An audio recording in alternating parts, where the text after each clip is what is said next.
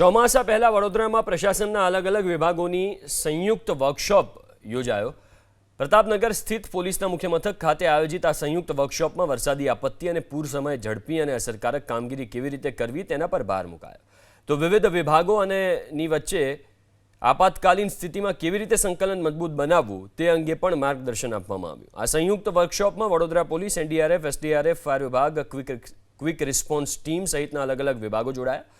આ સંયુક્ત વર્કશોપમાં તમામ વિભાગોએ ચોમાસા દરમિયાન નાગરિકોની સુરક્ષા માટે તૈયારીની સમીક્ષા કરી।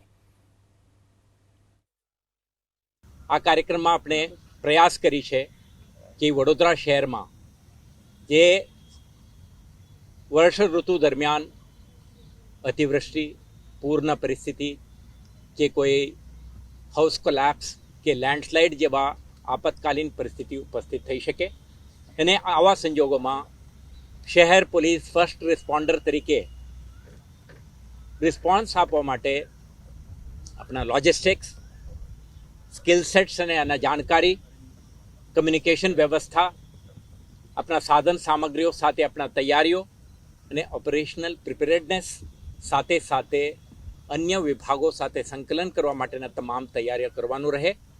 આ પ્રકારની એક તૈયારી આજના કાર્યક્રમમાં આપણે કરી રહ્યા છીએ। વડોદરા શહેરવાસીઓને આપણે ખાતરી આપવા માંગીએ છીએ કે કોઈ પણ આપતકાલીન પરિસ્થિતિને પહોંચી વળવા માટે શહેર પોલીસ સુસજ્જિત થઈને કમિટમેન્ટ સાથે તૈનાત રહેશે।